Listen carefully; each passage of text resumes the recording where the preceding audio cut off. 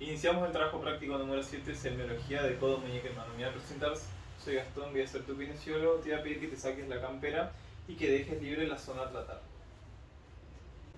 Sí. Iniciamos la inspección del examen físico, en este caso con el paciente en una vista de frente y en posición anatómica. Vamos a observar el eje del miembro superior teniendo en cuenta el brazo, antebrazo y la mano, y así también vamos a observar cómo forma un ángulo abierto hacia afuera de 170 a 175 grados, que es el valgo fisiológico. A su vez, si trazamos una línea vertical, vamos a observar que existe un ángulo entre 12 a 15 grados. Continuamos con la inspección del paciente, en este caso lo haremos con el paciente sentado y vamos a analizar y observar la parte anterior tanto del brazo como el antebrazo y la mano. Lo que vamos a hacer es observar y comparar con el miembro contralateral y observaremos el color de la piel, la temperatura de las mismas, el tamaño que presentan, la forma, si presentan o no cicatrices, si presentan alguna mancha o diferente tipo de coloración y demás. Continuamos con la inspección del examen físico, en este caso con el paciente desde una vista posterior, donde de la misma manera que anteriormente habíamos mencionado, vamos a analizar la forma del antebrazo, el brazo, las manchas que presente, el color, la pigmentación, el tamaño de los mismos y siempre comparándolo con el miembro contralateral. Comenzamos con la palpación de los reparos óseos. Iniciamos con codo. Vamos a ubicar al paciente en una extensión de hombro y una flexión de codo. Iniciamos palpando en el extremo inferior del húmero, en su parte medial, el epicóndilo medial. Si trazamos una horizontal hacia afuera, encontraremos una estructura redondeada también, denominada epicóndilo lateral. Y entre ambas estructuras y hacia abajo, encontraremos el vértice o pico del olecranon. Ahora bien, en esta posición se puede describir un triángulo de base superior y vértice inferior en condiciones normales. En personas que hayan sufrido traumatismo, este triángulo se vería distorsionado. También cabe destacar que entre el epicóndilo medial y el vértice o pico del olecranon se encuentra una superficie acanalada que se denomina surco del nervio cubital, que es la zona por donde discurre el nervio cubital. Continuamos con la palpación de los reparos óseos, en este caso seguimos con el antebrazo. Vamos a palpar con nuestro pulgar la diáfisis del radio. Con el resto de los dedos vamos a ubicar la diáfisis del cúbito hasta su extremo que termina en la apófisis estiloides cubital y en este caso la apófisis estiloides radial. Además de eso se puede comprobar en los movimientos de pronosupinación cómo la cabeza al radio produce los movimientos de rotación, ejerciendo una fuerza sobre el dedo pulgar. Continuamos con la palpación de los reparos óseos, en este caso comenzamos con los del carpo. El carpo se distribuye en dos filas, una superior y otra inferior. Comenzamos con la fila superior de lateral a medial. El hueso más lateral vamos a tener al escafoides, al hueso semilunar, al hueso piramidal y por encima al hueso pisiforme. Ahora bien, en la fila inferior tenemos de lateral a medial al hueso trapecio, trapezoide, al hueso grande en la mitad de la mano o en el centro de la mano y al hueso anchoso. Continuamos con la palpación de la mano, seguimos con los huesos del metacarpo. Tenemos al primer hueso metacarpiano con su falange proximal y su falange distal. Tenemos al segundo hueso metacarpiano con las falanges 1, 2 y 3. Tercer hueso metacarpiano con su falange 1, 2 y 3. Cuarto hueso metacarpiano con sus falanges 1, 2 y 3. Por último, al último hueso metacarpiano con sus falanges 1, 2 y 3. Continuamos con la palpación de la parte blanda, en este caso comenzamos con los músculos de la región anterior del antebrazo, donde vamos a evaluar o palpar de manera general la musculatura anterior. Vamos a ubicar y observar el trofismo que presenta la musculatura, el tono muscular, si presenta o no aumento de temperatura. Así también vamos a ubicar los músculos de la región lateral, teniendo en cuenta los mismos parámetros, y el de la musculatura posterior. Es importante destacar que en pacientes que estuvieron en cirugía y en posyeso tienen tendencia a tener la musculatura hipotrofiada, y además de eso, a la hora de evaluar la temperatura es importante compararla con el del miembro contralateral, y si existe un aumento de temperatura localizado puede ser signo de una inflamación aguda. Continuamos con la palpación de la parte blanda, en este caso de la mano. Vamos a comenzar con la palpación de los músculos de la eminencia tenar.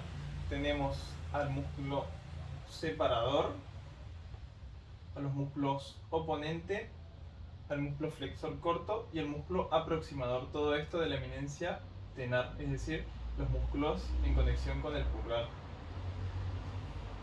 Por otra parte tenemos a los músculos de la eminencia hipotenar, donde vamos a tener a los músculos palmar corto, al músculo abductor, al flexor corto y al oponente del meñique. Una región importante en el dorso de la mano se denomina tabaquera anatómica. Esta depresión triangular está delimitada lateralmente por el abductor largo del pulgar y el extensor corto del pulgar. Medialmente está delimitado por el tendón del músculo extensor largo del pulgar. La base corresponde a la apófisis estiloides del radio y el piso corresponde al hueso trapecio y escafoides. Además, su contenido es la arteria radial y el nervio radial, y esta estructura sirve para tomar el pulso del paciente.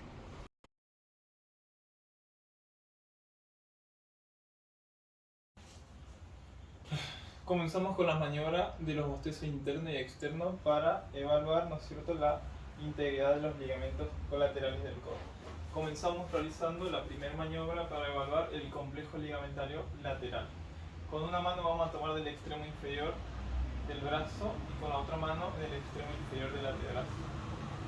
Con esta mano voy a aplicar una fuerza hacia adentro y con esta mano voy a aplicar una fuerza hacia afuera.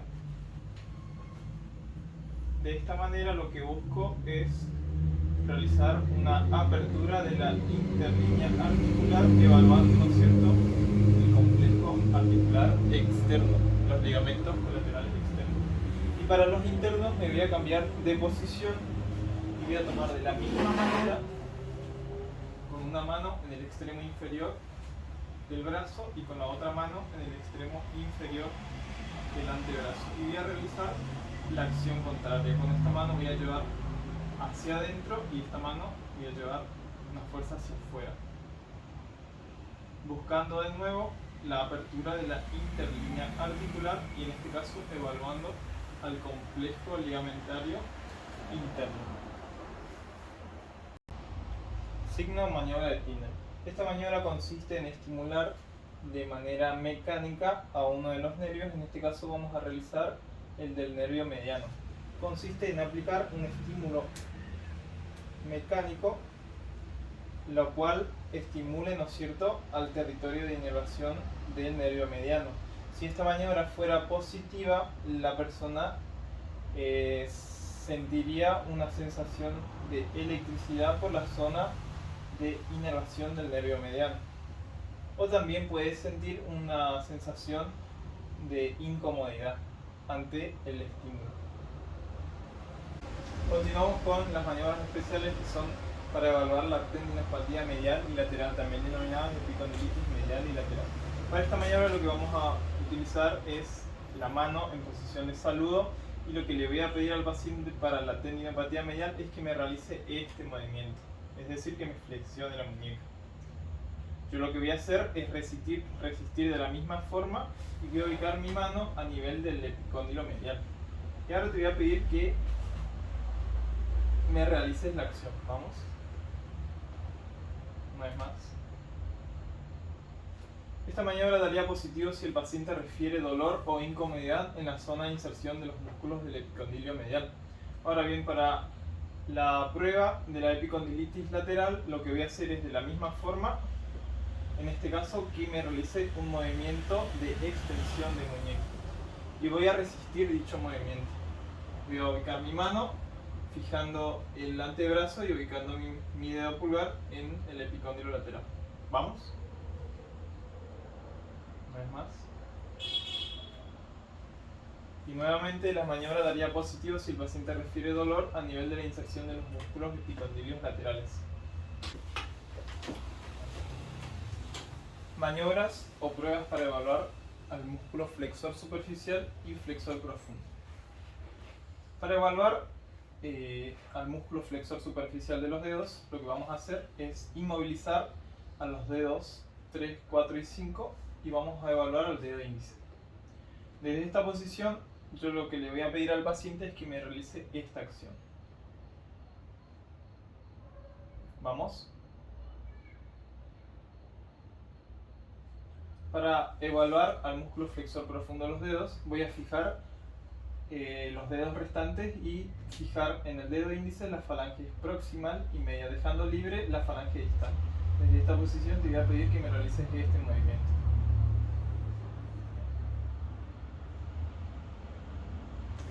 Estas maniobras o estas pruebas son importantes ya que en diversas lesiones traumáticas comprometen la integridad, ¿no es cierto?, tanto tendinosa como nerviosa de estos músculos, impidiendo así la funcionalidad normal de la articulación.